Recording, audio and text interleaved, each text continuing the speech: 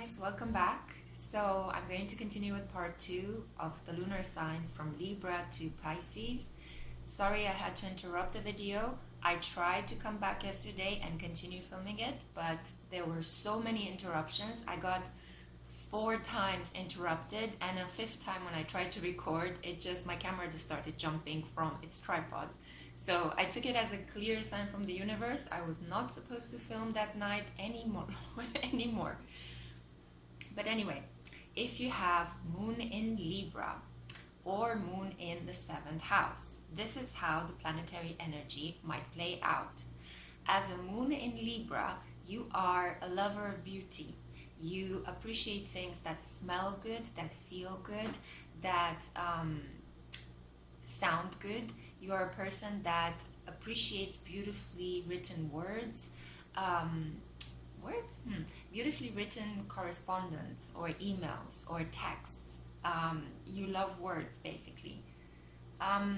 You have to keep in mind that a moon in Libra functions a little bit like moon in Taurus, because Taurus and Libra are both governed by Venus, just that Venus is very earthy and grounded in the sign of Taurus, while in the sign of Libra, Venus is more about abstract ideas, and it's a little bit more airy, it's a bit more superficial and more social. But they're both really beautiful representations of the planet Venus. So when Venus energy comes together with the moon, it creates a really lovely disposition. So it's a person that can be quite charming, quite sweet, quite easy to get along with, very sympathetic to other people's needs, but not that empathic. So that's a really important thing. Libra moons are sweet and polite, but they are not emotional. Okay, so they keep their emotions very, like, at the surface level almost. They keep them under wraps, but they don't like to dwell on them. So it's a little bit like the moon in Gemini energy, just that a slightly more settled, more queen of her castle. Moon in Libras also panic very easily. So, if you want to calm them down, don't give them bad news completely. Try to use the sandwich approach with them. Give them one good news, one bad news, one good news, one bad news. Whatever you do has to appeal to their sense of fairness and balance. So they love symmetry, and this is why they apply the symmetry in their relationships as well. So this is why it's really good to give them this balanced approach. One hot, one cold, one bad, one good. Always try to balance them out, weigh them out, because if you don't, they're going to do that to you. So the typical emotional response of a moon in Libra would be, if you're feeling bad, they're going to try to lift you up and make you feel good. If you're feeling very good, they're going to try to tone you down. Or if you're being a bit pig-headed or arrogant, they're going to tell you the truth bluntly and tell you, hey, you're going way overboard, you have to calm down, you're not God's gift to men or women. But if you're feeling low, they're going to be like, it's okay, buttercup, you're going to see better days, So you could have this kind of weird approach with them where you never understand where their position is, where their feelings lie, because they will always try to choose the middle ground. So they might have a lot of friends and they go like, I love all of my friends. Yeah, but what about me? Do you love me? Do you love me more than other people? And a Libra moon would never be like, what do you mean more? I love everybody equally. So they can be quite frustrating from that perspective, because they come across as indecisive and milquetoast in their beliefs, because they never choose a ground. They're always just like, fairness for everyone. But in the process, who do they really care about? What do they really care about, Anyway, but if you have a moon in Libra, because this video is supposed to be about how to harvest that energy and how to create better self-care strategies, then listen to good music, eat something nice, talk to the people around you. As a moon in Libra, you need to be surrounded by nice smells. So aromatherapy, having crystals around you, anything that has to do with new age beliefs, discussing ideas that are a little bit out there. Go to an art gallery, cocktail evenings with your friends, single girls night out, lads night out, whatever appeals according to your cultural norms as well. Talk about people in a very light and superficial way. Share gossip. Try to stay away from dramatic people or dramatic experience or chaotic experiences. Try not to listen to too much news because they can be quite negative. So better yet to watch a documentary just to fulfill your thirst for knowledge, because Libras are very knowledgeable and they love education. So, look at a romantic movie. Oh God, those are perfect for Moon in Libra. So they love romance, they love old-fashioned love stories, they love courtship, they love that ritual of gallantry and politeness and decorum. So anything that has to do with beautiful dresses, beautiful, healthy, holistic wellness practices for the body, romance, hearing about weddings, hearing about, births, hearing about rites of passage that are very happy and beautiful in life. You can even just make yourself feel very good if you just put on some makeup, and dress nicely. So those are just some quick strategies to make your Libra moon feel slightly better. On an emotional level, you need to be surrounded by fair proceedings. So you could be standing up for your friends, or you could be defending someone, or you could be arguing in favor of your research or of your job. Those things really fire you up as a moon in Libra. When justice is served, when justice is followed, when the rules that we agreed upon are respected, these are things that make Libras, I'm in my element. And if these things don't happen naturally, they're going to intervene and correct the course. So, try to keep away from conflict, and in order to empower yourself if conflict is happening around you, because we're human, so we can't all agree all the time. As a Moon in Libra, I advise you to just be assertive. Get into the conflict. You have a diplomatic knack for it. So just try to balance both sides and calm the conflict down. You'll do this naturally anyway. And then you'll feel that your inner world of needs and emotional desires is also feeling replenished, because you have just intervened in a situation where justice was required, and you created that. Okay, so you created the fair balance. So that's equally soothing for your heart. This can happen both at work, but also in familial situations, and also in your friendship groups. Okay, so it's a lot about the other person. It's a lot about trying to not panic when things happen, and trying to take the higher moral ground if you are a moon in Libra. Keep in mind as well, that other people have more intense emotions. So telling other people not to repress their emotions will not make you feel any better. But you can just listen to them. So you can, when people come with harsh emotions towards you, you can listen to them and then reinterpret their emotions in a rational, kind of clear, well-argued way. This is what you do your best. Okay, so you're a fantastic mediator, Moon in Libras, and seekers of pleasure, and you should give yourself pleasure from time to time, even if it's little things. As I mentioned, just getting some aromatherapy essential oils, and just putting your feet up, eating some cookies, and watching a romantic movie does wonders for you guys. Okay, so that was Moon in Libra. I'm going to move on now to Moon in Scorpio. You earned a sip for that. Moon in Scorpio. Okay. This is the all or nothing emotional landscape. Moon in Scorpios are, as Sun in Scorpios, on two levels. So they operate on two levels. On the surface, you see the tip of the iceberg, right? Cool, calm, collected, on top of their shit.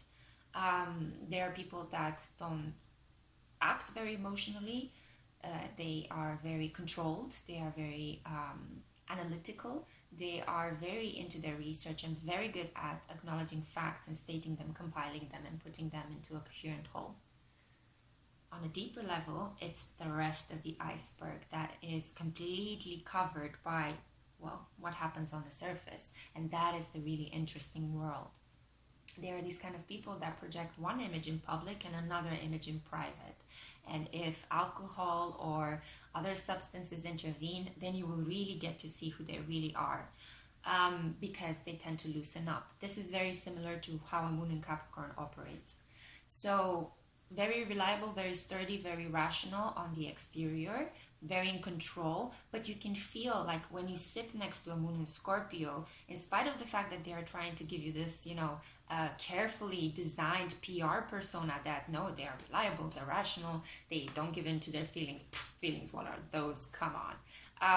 And they seem very powerful and competent. So in spite of that, you sit next to them and you feel that intensity. You feel like they are like a volcano that is just holding himself or herself, ready to pounce any second if threatened.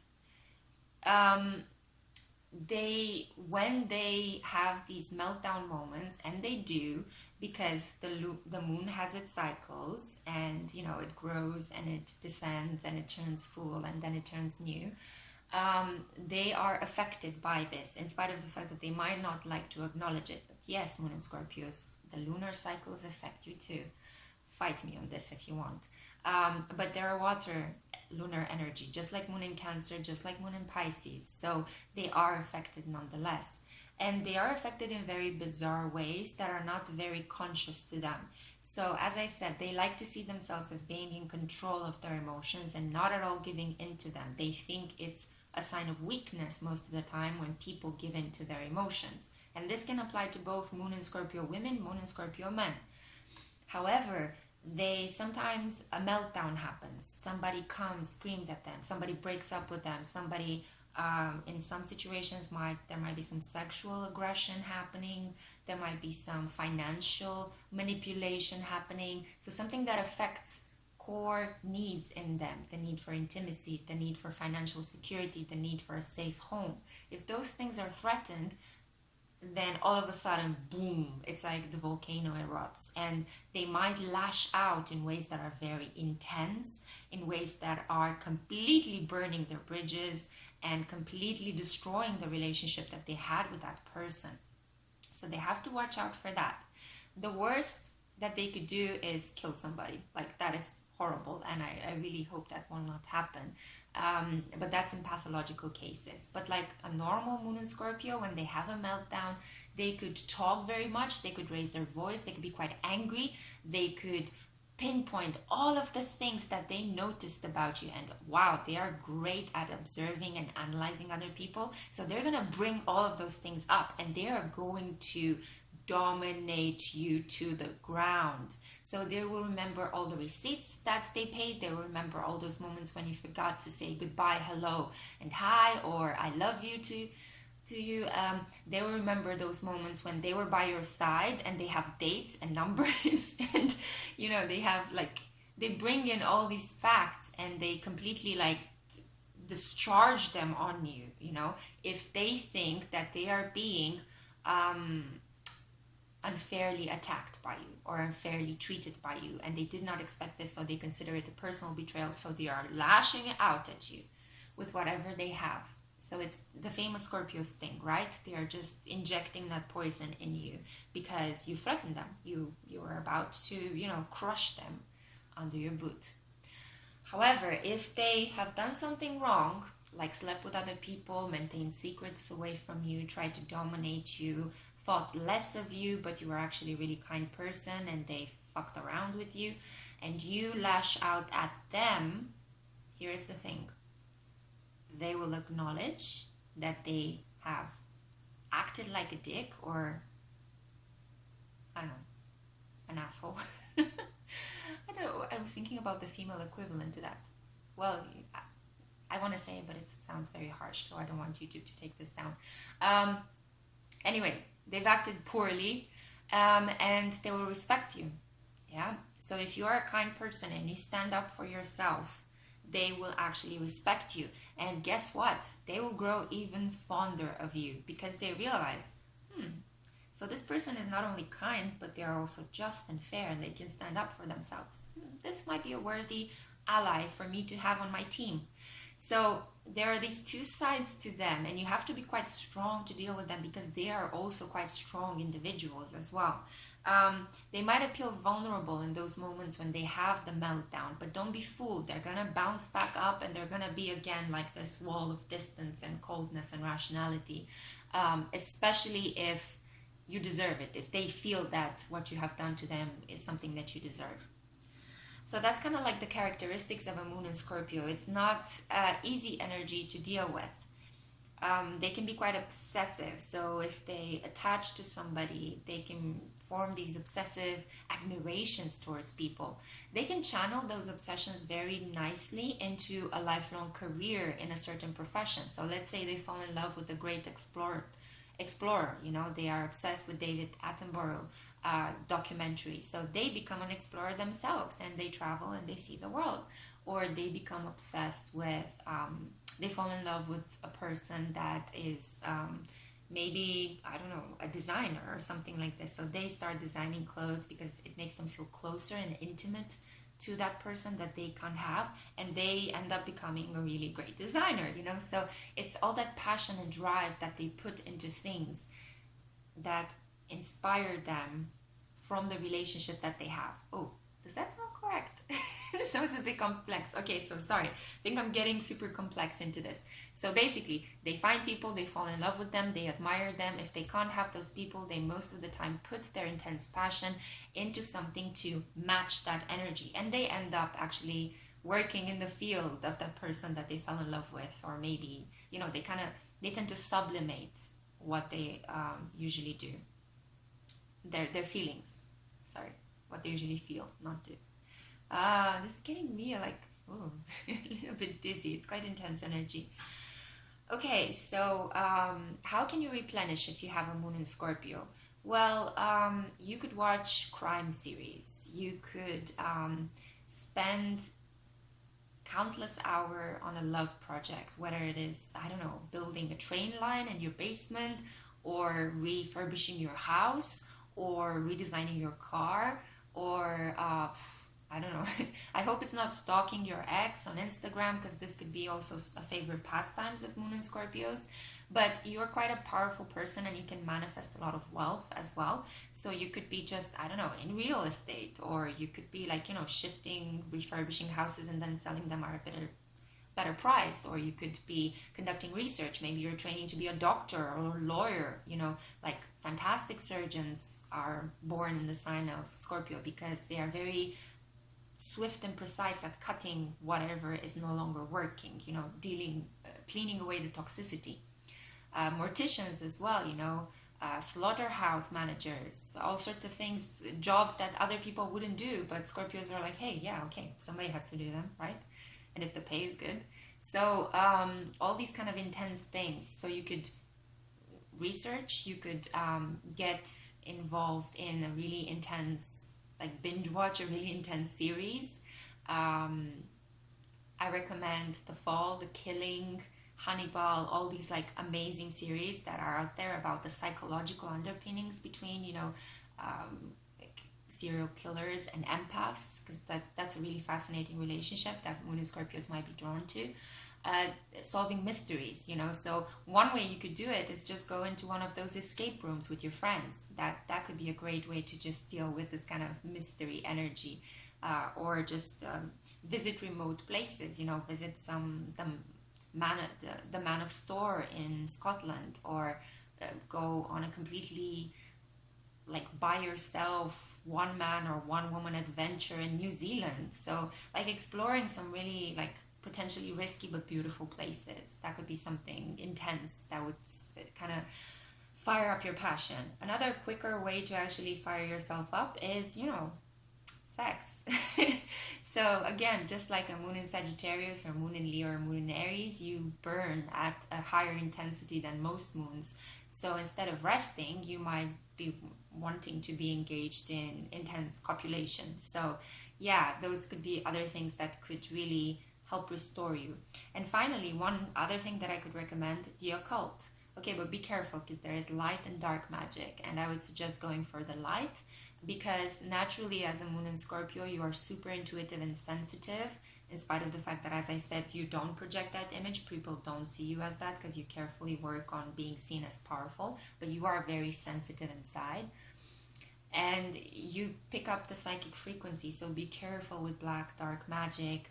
I know revenge is something quite appeals to you when you might be feeling threatened or weakened or dominated by somebody, but the best way I would suggest is just to remove yourself from toxicity and engage with light magic, light occult things. So everything that has to do with light work, everything that has to do with angels, everything that has to do with the divine masculine, the divine feminine, the animus and anima archetype can help you heal.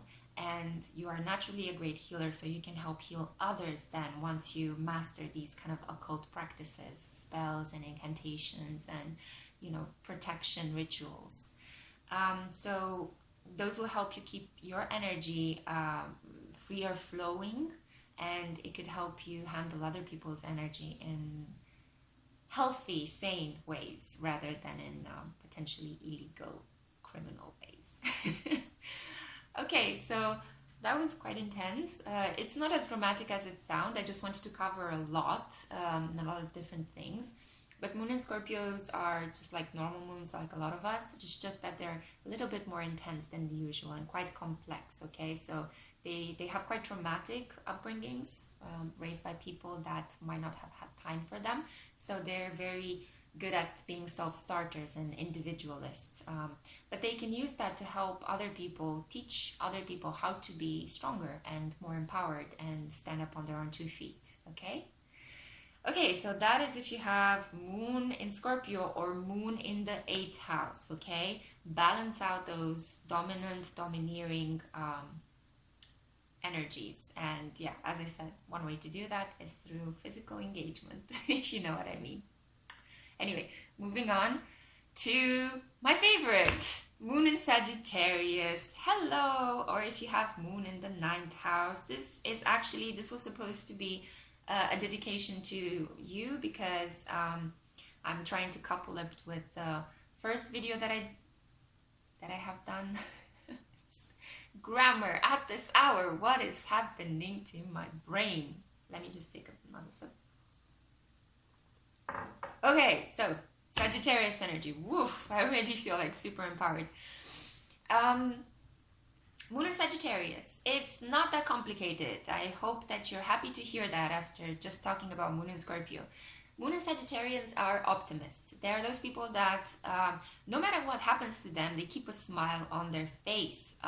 Or they are always like, they have this kind of inappropriate reactions most of the time to situations because they just see the inherent wisdom and joy of life in every situation, even if it's a shitty situation. So for example, they might start laughing at a funeral, or they might start laughing if somebody tells them, I'm gonna break up with you, or they hear that they have a diagnosis of cancer and they go like into a mind freeze for a second and then they just start laughing. Or if they've been working very long hours, they could get like so tired that they just start taking the piss out of everything, like cracking jokes left and right and just laughing. This is how a Moon in Sagittarius deals with tough things in life. Emotionally, they can seem a little bit upside down.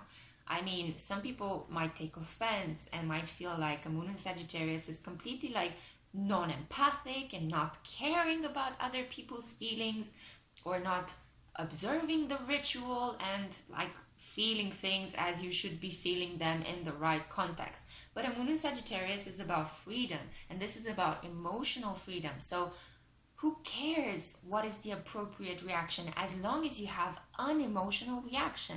That is the important part. And this is really important to remember about Moon in Sagittarius, so that you are not driven crazy by the way that they react to things. But they have a very sweet energy. So, I mean, laughter is contagious. Laughter is irresistible. It might be inappropriate in certain contexts for them to crack a sarcastic comment or to say something that comes across as, smart ass, But it does make people laugh, and it makes them laugh from the belly, you know, from the sacral chakra.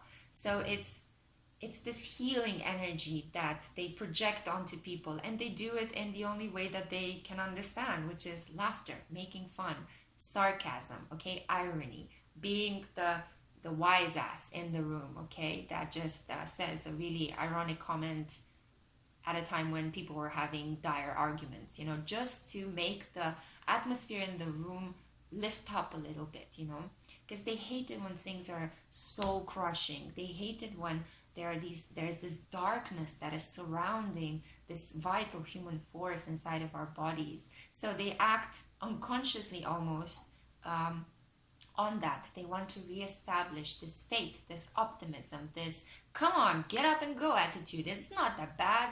Okay, so I don't know, you got beaten up. It's fine. We're gonna heal you. We're gonna move forward. Life is meant to be enjoyed. Life is meant to be a grand experiment, a grand experience, or a way of running around collecting experiences and then at old age disseminating them and reflecting upon them. Okay, so this is kind of the attitude. Lunar Sagittarians are also quite athletic. So the best way in which you can regenerate this energy, aside from cracking jokes or inappropriate jokes sometimes, you can go and exercise. Just go to the gym, just go swimming, just do yoga, just play basketball, tennis, volleyball, whatever tickles your fancy, you know, just go and do some exercise. You will feel so good, I promise you. I'm a lunar Sagittarian as well, and my Pisces Sun will sometimes stand in the way of me and doing sports, because I'd rather dream than do sports or write or do something completely different. But then I go to the gym, and in 30 minutes, bam, my optimism, my faith in life is restored, even if I was feeling groggy beforehand. It's a great strategy as well to deal with anger, because lunar Sagittarians can get angry very quickly, like boom, wow. It's like you have this inner fire that just explodes in you when you know, you've been disrespected, especially when you've been disrespected. This is, whoa, a big thing with lunar Sagittarians. But going to the gym is a great way, like holding on your expression, thinking before you're speaking in those moments, and then going to the gym or doing some sports or some exercise outdoors. Outdoors is even better. I would highly recommend that. Then these kind of things help you manage your anger, which can be quite intense sometimes, even though it goes away. So it's a mutable lunar energy. It's not like Moon in Leo that is very like grounding and can actually suffer from like anger towards another person for quite a long time. Lunar Sagittarians feel it and move over. You know, they move on. They don't hold on to their feelings a lot of times. And this is another problem. They might not commit to you as long as you want them to. And that's a big, big issue with lunar Sagittarians. They love the chase, the thrill of being chased in a relationship. They love to start affairs here and there and everywhere, but then they might get as easily bored and move on to the next person. They need to find a person that ticks a lot of boxes, and they have quite high expectations. They have these ideal images of who their partner, their life partner should be. Should be somebody that looks good, should be somebody that earns a lot of money, should be somebody that is like funny and is able to handle their dramatic family life, and it should be somebody that they can travel with and is not as sensitive, you know, in certain tough circumstances. So they have like a list of great expectations, the Charles Dickens novel. And if they can't find a partner that meets them, they'll just move on to the next person, because they think, well, you're not the one. I'm supposed to be with the best. You're not the best. Moving on. The best way to catch them is to be very perseverant with them. So if you're this kind of person that is turned on by somebody that rejects them over and over and over again, but does not give up because they are still quite charming and quite funny and optimistic, then go for it. Catch a Sagittarius moon. You are in for a ride. But once they see you for being this person that they admire, wow, you have them. If not as a lover, at least you have them as a lifelong friend, because friendships are what are friendships are what Sagittarians are excellent at. Okay, so and from time to time, you know, who knows, you might have a friend with benefit. It all depends on their mood and how bored or not bored they are with their current experiences.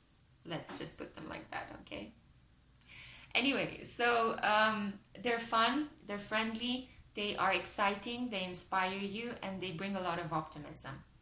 So they're not bad people in any way. It's just that their energy is spread out onto the world, and it's channeled into growth and experiences. So they can't do a 9 to 5 job or milk toast relationship that takes 50 years and follows the rules of the guidelines, the rules of, or the guidelines of let's get married and have children book. So you have to understand this about them. Give them freedom, understand them, and they will periodically return to you because you're an exciting, passionate person and they want more of your fire. Okay? And as I said, if you are a lunar Sagittarian, exercise, go out in nature. Nature replenishes you so much. Heck, grab a moon in Taurus with you as well, because, you know, you guys love nature so much, and you recharge so much from being in nature. Try not to run away from your feelings, but maybe write about them, because you're excellent craftsman in terms of written communication as well. So maybe, you know, join a moon in Gemini in creating some beautiful texts, you know, together, or just having great conversations about what you have just read. Reading as well really helps. And dancing, listening to music, it's excellent. It's absolutely excellent to revitalize your fire. Also, like, look at fire. Start a small fire if you can, you know, if you have a fireplace, or just burn some candles. They really invigorate you and make you feel good. Okay? Great. So that was the lovely Moon in Sagittarian energy. And now I'm kind of like cooling off completely, because I'm going to talk to you guys about Moon in Capricorn.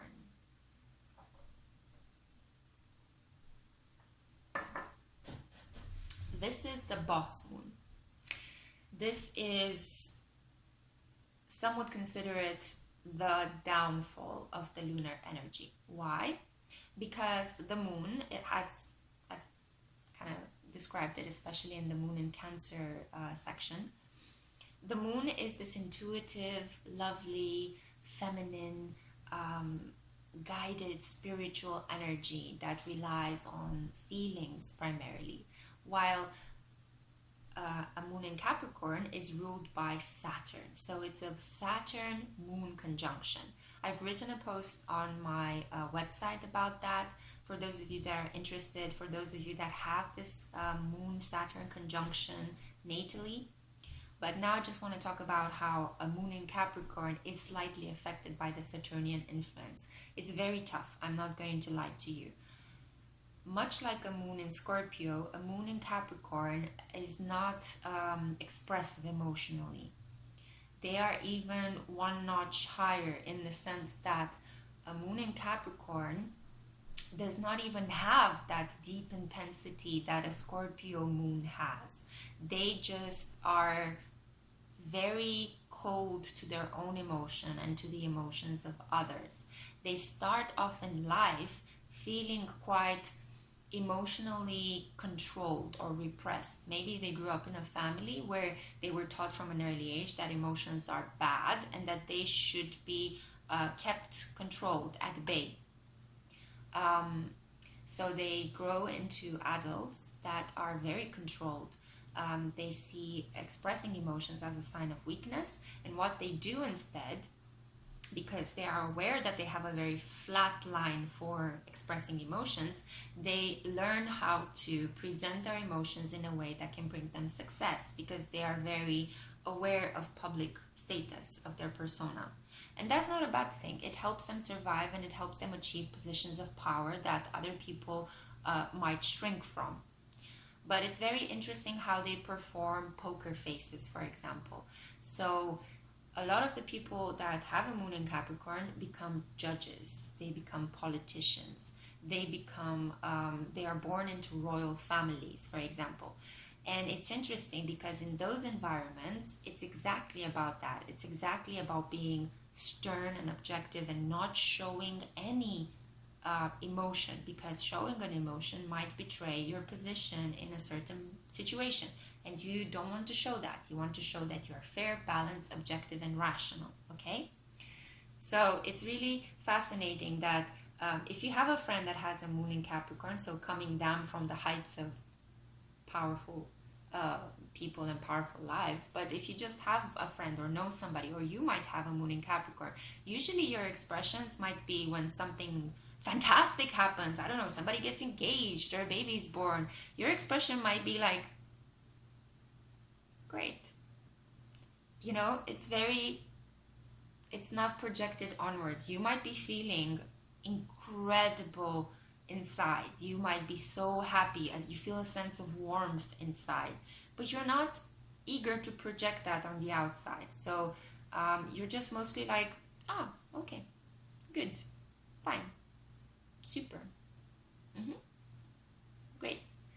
And you do the same when you're feeling sad. So if you're feeling sad or stressed out by something, it's like an emotional lockdown. So you just be like,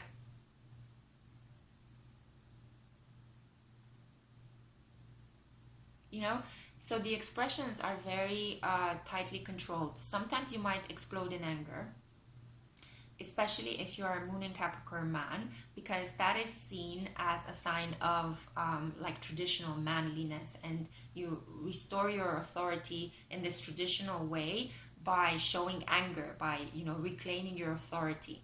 And Capricorn in general is a sign of tradition and authority, and they usually like to transform themselves according to what society wants them to be. So how to be the ideal woman, how to be the ideal man.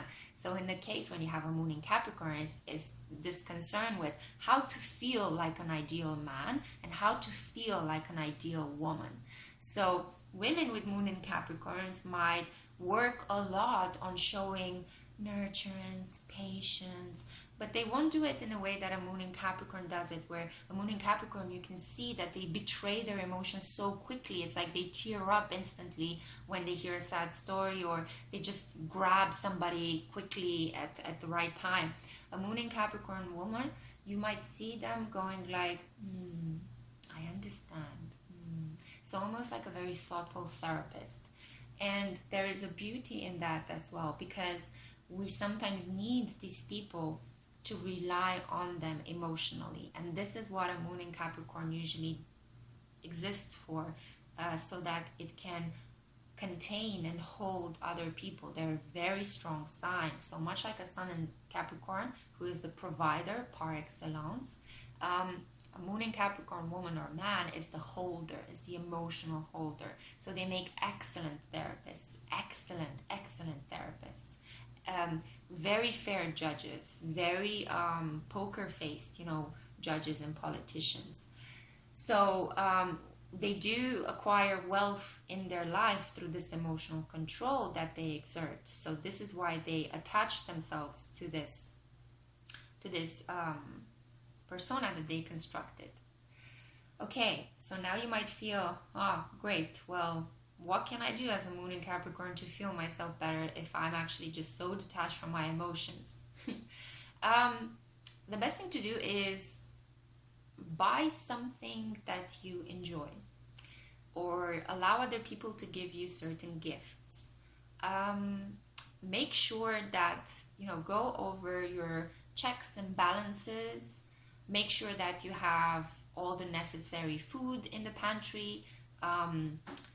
Rearrange your furniture around the household. It has to be something that has to do with objects and the material world, because being so emotionally controlled and wanting to grab and dominate your feelings can make you quite sensitive to the material world. Okay, now it could also be another side to this. So as I mentioned a couple of times, sexuality is a way in which you can rest and you can replenish your moon's needs. And, you know, in my mind, I don't really detach sexuality from intimacy as other people do. So it can be a way to just also create intimacy. And intimacy is deeply nourishing for us as human beings. So one way you could do it is you could experiment a little bit with, you know, BDSM things, because it's a lot about the texture of things. It's a lot about the dominant submissive dynamics, and it can help you release a little bit some of that pent-up energy that you have such a strong hold on. And it's how should I say, it's a great way to do it rather than to explode in the boardroom and hurt your career. Another way is to watch historical documentaries, everything that has to do with, or historical movies, like these grand stories that live on through the centuries, because you are a sucker for legacy. So you love anything that has to do with great stories of men and women that survive through hardship, or war scenarios. Anything that has to do with legacies, tradition, how to preserve things, how to conserve them. You might be interested or have hobbies regarding taxidermy or mortician practices as well. You might be attracted to the dark aspects. You might be studying the occult. But you might also be more engaged in slightly more logical pursuits, like doing, I don't know, playing backgammon or chess, or like having these pastimes where you require a lot of concentration and mental effort. Okay, so you might be great at teaching your kids how to play these games, you know, how to use their minds for strategy to acquire power. Basically, it's kind of this kind of energy of the dad that comes home and works in his tool shed, you know, or the mom that comes home and has a glass of wine but still continues to work on her BlackBerry and send emails and organize herself so that she looks good and she has all her meetings scheduled for the next day for work. Work tends to dominate a lot of your life. It's very hard to separate your private life from your work life. You sometimes tend to be this person that stays overnight at work just to finish the deadlines and to reach your goals. So I would highly suggest you detaching from this. To balance your energy, remember, work hard, play hard. So the best thing to do is to just get other people to support you. Hire a really good massage person, go and treat yourself to a nice meal from time to time, get a really nice gym membership and go there for saunas or whatever it is that makes you feel replenished. It's this kind of like boss energy, as I mentioned before. So we all know that, you know, in order for you to be able to produce and work well and keep your status and your healthy kind of sturdy persona, you also have to take care of yourself. And you take care of yourself primarily through material means. So it's not at all about spending necessarily quality time chatting with other people, as the moon in Libra might do, or hanging out with friends, as the moon in Gemini might do. No, it's a lot about taking care of your own body and making sure you have the right energy to continue to do hard work and control your emotions. Okay, so I hope that helped, or it made some sense. It's not as serious as I made it sound. You can also be incredibly funny in the sense that you tend to deliver dryly a lot of comments on people's experiences. So that's one of the unexpected, beautiful aspects of a moon in Capricorn. They can be great commentators on the human condition, and they can make you laugh in tears because they might just be one of that person that, similar to a moon in Sagittarius, but in a much more dry, clinical way, they could just tell you the truth point blank and square, and it might just create a funny reaction because it is so true. You know, it's a true rendition of a person's character, you know. So be careful how you handle them, because if you don't like to hear the truth, you might hear an uncomfortable truth at the the wrong moment. But they are very stable. So different than a moon in Sagittarius and a moon in Scorpio, they are very stable. So there are these people that once they know you, once they get familiar with you, you might get to spend time with them quite a lot, and they might respect you, and their feelings grow in time. So they really appreciate things that happen in time, and it's very hard for them to let go of people that they love. It takes years. It's very difficult, and sometimes a lot of alcohol and other suppressants might be involved because of the fact that they control their feelings so much, and they don't know what to do when a loved person departs, whether willingly or unwillingly. So yeah, that's kind of the energy for a moon in Capricorn. I hope this helped. This can also apply if you have a moon in the 10th house. In that situation, it's all about controlling your emotions, because your emotions are so much in the limelight, so in the public arena, and they rely on other people's respect. So quite similar to a moon in Capricorn, I would say.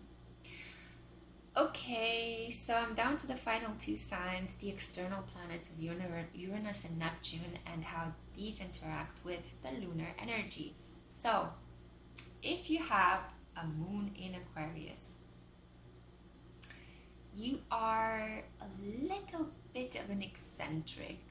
You are quite charming, quite sweet and sparkly, but a bit erratic, a bit spontaneous, a bit... people don't know where to put you into. One day you might have a group of friends that are fighting for a great political cause. The next moment you might be spending all your hard-earned money on shoes in a Manolo Blahnik store in New York. One day you might be watching Sex and the City and having cocktails with your girlfriends, or I don't know, you might be drinking whiskey at a male club, whatever. And then another day you might have left that, put your backpack on, and now you're moving to Africa because you want to help children in poor villages build wells and a school. You are really, really interesting. So that's I think the epitome of how a lunar Aquarius is. You are both detached and also really enthusiastic.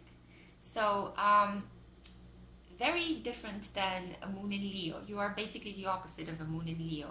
You don't like drama. You don't like to get into your feelings, actually. You are quite detached, so you want to love somebody in a pure form, sometimes even in an asexual form. So you see love as this energy that circles from young person to old person, that envelops all genders and all races, and it's beneficial for mankind if you can only bottle love and actually create an invention that would shoot to the stars and catapult us to the second moon of Titan. Sorry, the second moon of Jupiter, which I think it's called Titan. Anyway, but I guess I need to start brushing up on my moons, apparently. But you are this kind of wacky, out there energy. Quite on the surface again, so kind of like a moon in Libra and a moon in Gemini, but not so much focused on the everyday interactions as they would be. You are much more focused on, what can I do for mankind? You know, what is my role in this life? What is my part here? What am I made for? How can I contribute to society? So these might be some of the things that you're racking your mind about, and they do create emotional worries for you. So when a typhoon hits Thailand and you watch it on television, you get to think, oh God, this is because of global warming or capitalism, and how can I actually lower my carbon footprint? I need to start doing it now because look at all the consequences and I don't want to contribute. Maybe we should petition the government. Maybe we should protest on the streets. We have to do something for mankind. We have to improve things, okay? So you might take on this kind of rebellious attitude, these kind of rebellious aspects. You certainly don't like people that tell you what to do and what rules to follow. So you might garner the nickname of being like, ooh, like an outcast or extravagant, or you're weird, you know. Or if you're a girl, you might be considered very tomboyish. If you're a boy, you might be considered very effeminate, you know, so it can go in every way, in any way, because that's the wonderful thing about lunar Aquarius, is they're very hard to describe because they're all so unique. So you have to be around one to actually figure out how they function. And I highly suggest that, you know, they love experiments. Transform them into your personal experiment. Ask around, see if you have Moon in Aquarius people around you, or if you are a Moon in Aquarius, see if you attract other Moon in Aquarius people around you. And let's just start a network of Moon in Aquarius people. This would be, again, another thing that you would love.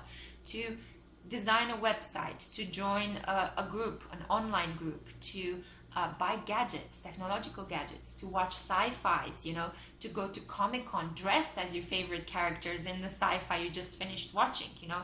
You might be a Star Trek fan, you might be a Star Wars fan, you might be obsessed with Google, you might be obsessed with robots and technology.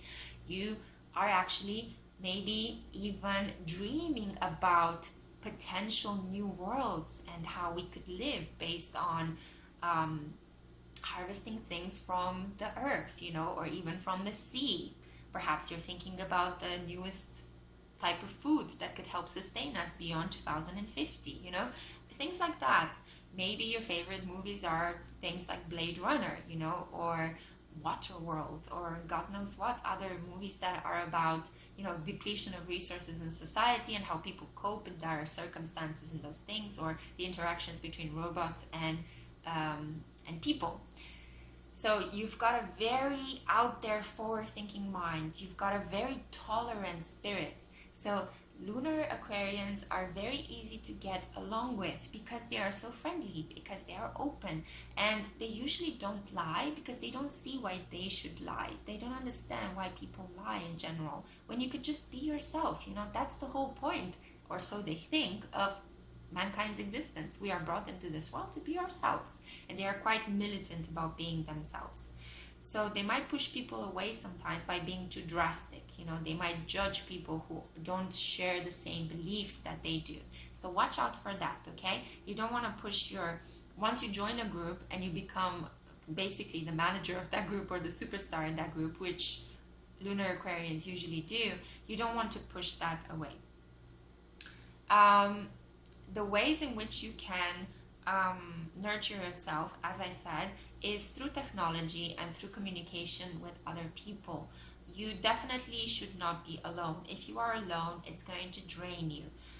Of course, we all go through periods in life when we're a little bit in the hermit mode. We have to do our inner work, but make sure that you keep communication with your friends, maybe even through WhatsApp or Facebook or Instagram, whatever social media channel that you are using. Because you do need this social aspect. You do need to learn from your friends. You do need the support of your friends. You fight for your friends. You defend them and defend their causes. So it's absolutely brilliant when they can help you back and support you back as well. So yeah, it's a very, very sweet kind of energy. It's a bit paradoxical because they might come across as detached and aloof and not feeling very much. You might feel this kind of coldness when you look at them and you don't understand this, like, does this person feel much? But then, you know, they start talking about things that they love and their eyes light up and you get so drawn towards them and you're like, yeah, this is great, I might join your cause, this is so exciting, you clearly know what you're talking about. So they make excellent salespeople as well. If only for that reason only, you know. One thing I wanted to say is to take really good care of your mental health, because mentally you can go to places where other people can't. Star Trek reference. You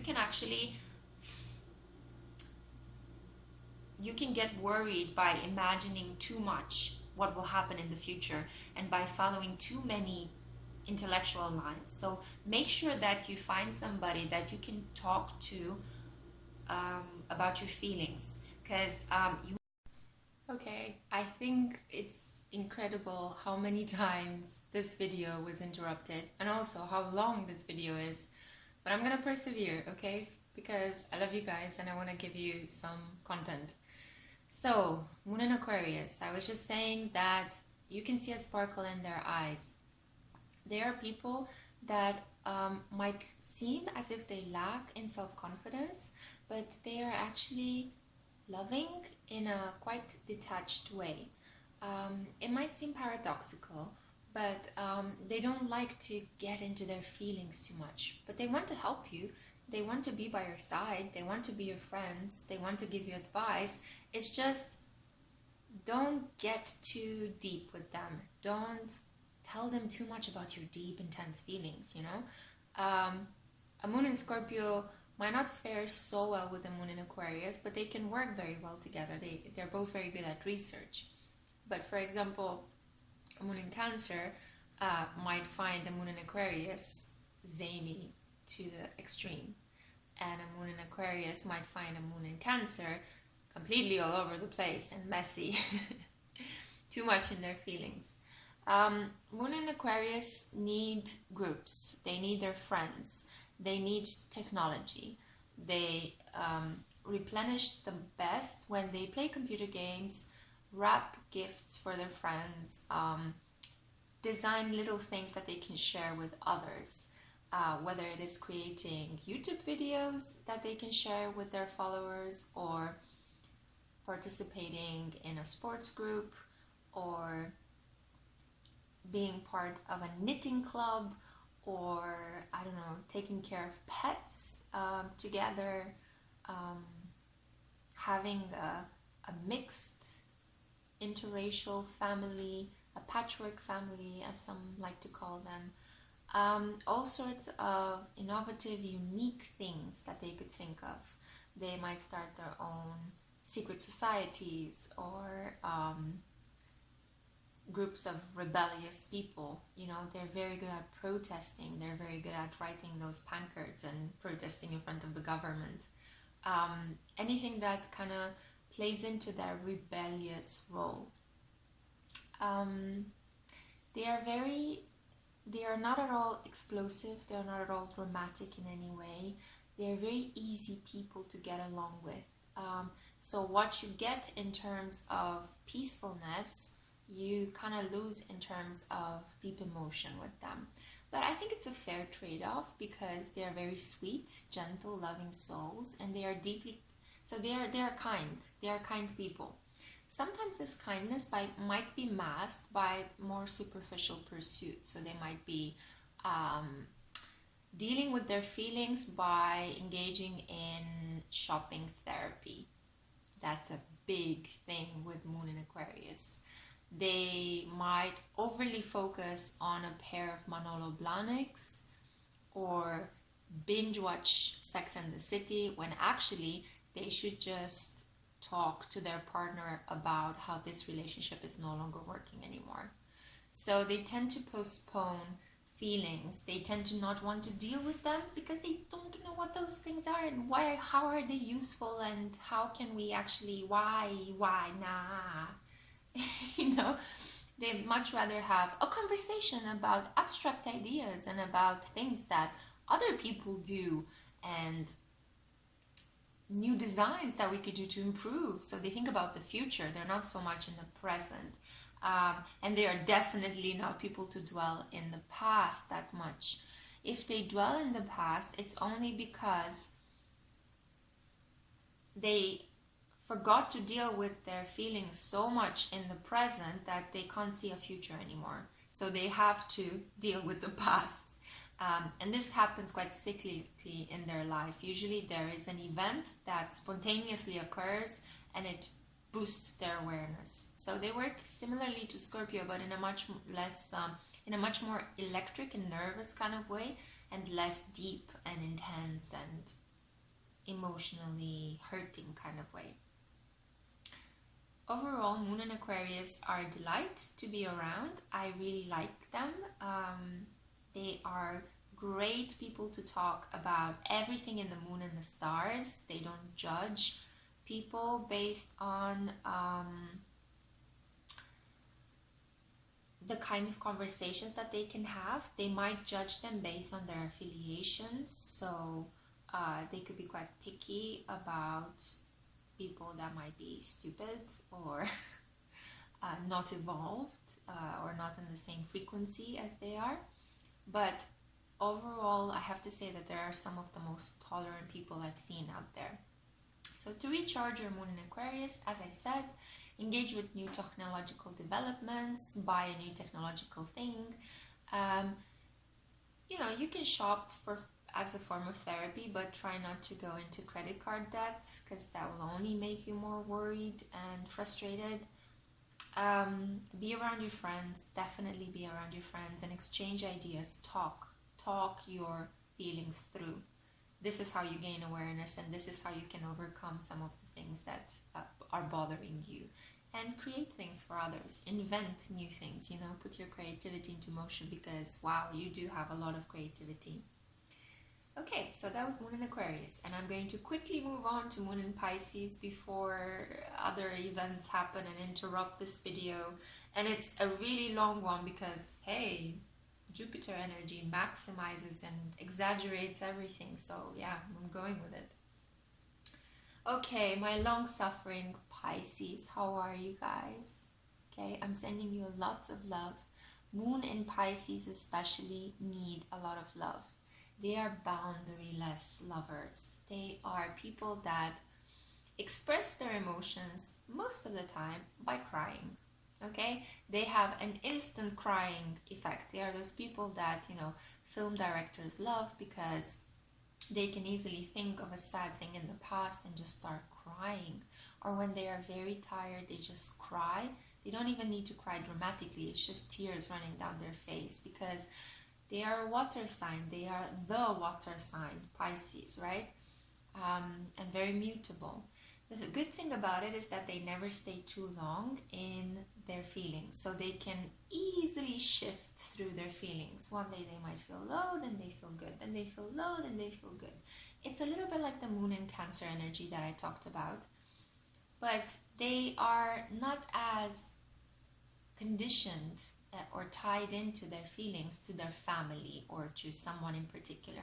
They tend to love humanity. They tend to want to love the greater good. This is why they can make very good mystics, very good priests, very good, saints, walking saints among us. I'm not saying that you guys necessarily, if you have a Moon in Pisces, you're a saint, but you are attracted to this kind of thing. You're attracted to, now I just need time for myself. Now I need to sleep a lot to deal with these intense feelings that I've been feeling. Now I just spontaneously cry because I've gathered so much from other people's sadness and suffering. I need to release it somehow. And that's what they do. Moon and Pisces are such sweethearts because they don't have like extreme emotional reactions. They're quite calm and quite gentle, and they adapt themselves to other people, and they absorb the suffering and the feelings of those other people.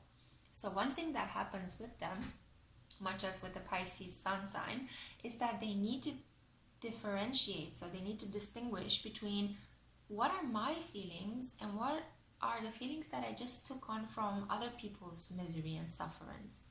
So they have to cleanse themselves periodically, and this means maybe wearing cleansing crystals around their body, maybe taking lots of showers. Swimming is a great activity for them, or just being around water. If they can't swim and if they can't shower, weird, but I hope a lot of you have access to a shower.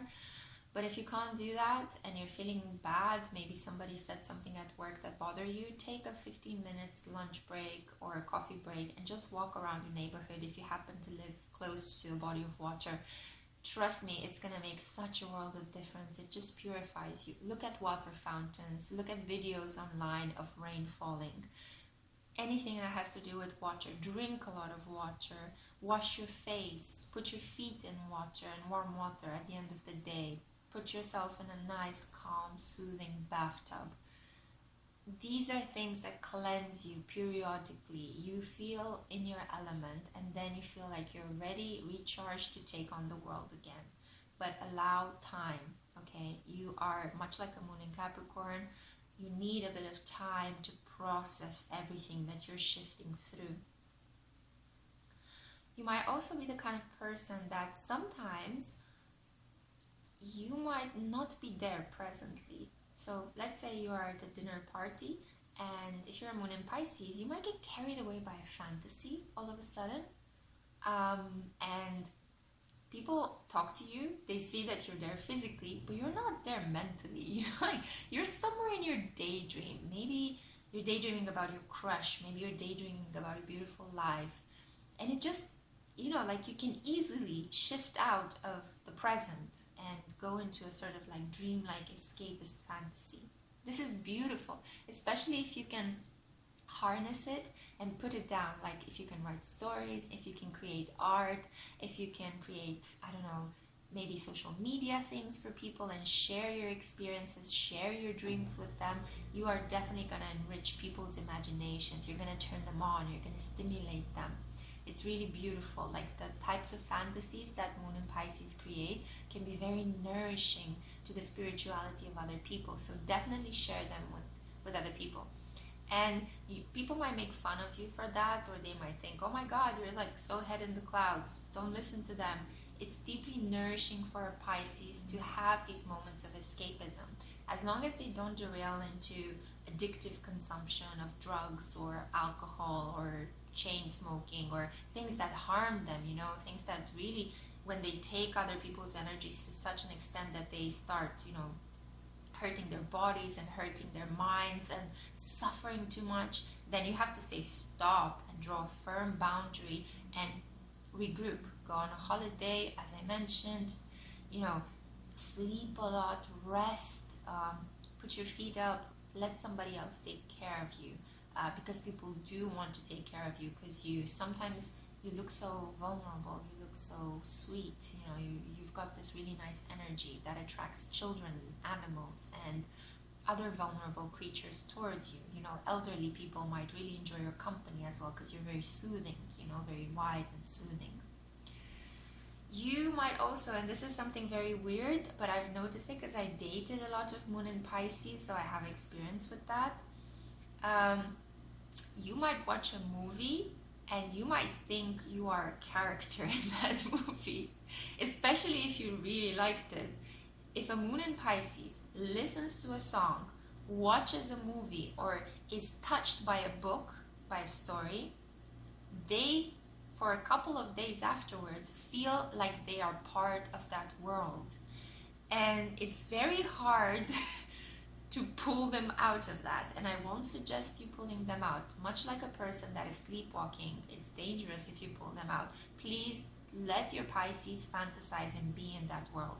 Actually, I would suggest joining in, because it's really fantastic how their brains can actually think that, oh, I'm now in 1940s Germany during the war, or oh, I'm now in a sci-fi somewhere on a different planet, or wow, now I'm caught up in this tragic love story that took place in medieval Italy, you know, and I feel my heart flaming with love for someone that does not exist in my reality.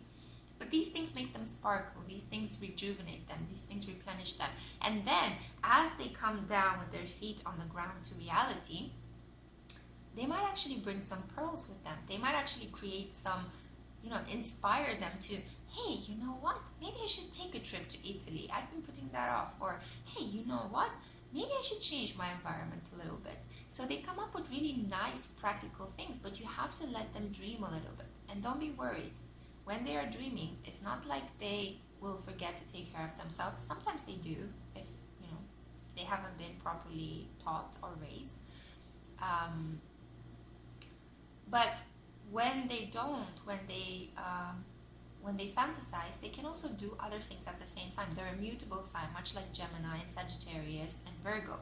But like mutable in the sense that they're dual as well. So they can do two things at the same time. They can fantasize and also work, you know. They can take care of children, but also be caught up in their sci-fi or medieval romance fantasy, whatever turns them on at the time. So don't pull them away brutally from those fantasies. Don't make fun of them. Don't criticize them for being with the head in the clouds, because that would be one sad fish, and it would just really bring the energy down, and you might risk losing them. In time, Pisces, when they live in toxic environments, they just escape those environments. And ultimately it's the people in those environments that got attached to Pisces that end up suffering more. Pisces, because it's a dual sign, and if you have a moon in Pisces, it's even better because you're just quickly adapting according to the rhythms of the moon. So you might be the person that actually does not dwell so much on the past. You only dwell on past relationships when you don't understand why the other person doesn't love you. If you leave the situation, you replenish very quickly. But if you, as a moon in Pisces, love someone and that person doesn't love you, you can be stuck in that energy for a very long time. I suggest the best way to deal with that as a Pisces Sun myself is to escape a little bit into a fantasy, create a dream world, read a romance novel, watch a beautiful movie, listen to music for a whole week, your favorite album, escape into that fantasy. And then this will actually calm you down. It will actually bring some, maybe you'll learn something, maybe you'll have an awareness, an idea will come out of this, allowing yourself to indulge in escapism. And then you will come back to reality and figure out, maybe this unrequited love, I can move on to something better. Maybe it's actually that I'm worth something better. And then they have this prise of conscience and they feel better, they take better decisions, but they need this escapist time. Being escapist is nothing to be afraid of. It's actually something that Moon in Pisces indulges in, and they teach us as well how to indulge in our fantasies. And it's beautiful once you take on a trip with them rather than work against them. This is never going to work out, and you're only going to end up upsetting your Moon in Pisces. Okay, so I hope this series that I've tried to make in one really long video helps you guys in some way. My hair is crazy. I feel a little bit tired. I hope it helped. Let me know in the comments. I just want to end this video. Sorry for all of the interruptions. I'll try to see how much of them I can chop as I put the video together. But I wanted to end this video, which is kind of like reminiscent of a jungle in which Sagittarius resides, with a friend. I wanted to show you guys a Vulpi. It's my little fox, and I just thought a jungle deserves a king, right? So here he is. And on this great news or great appearance, I'm going to leave it here. I'll see you guys next time for the next full moon, which is going to take place in December. Okay, we're very close to the end of the year, guys. I hope Jupiter blesses you with a lot of wonderful things and that you truly enjoy this last month of 2019. I love you guys so much. Thank you for bearing with me, and I'll see you soon.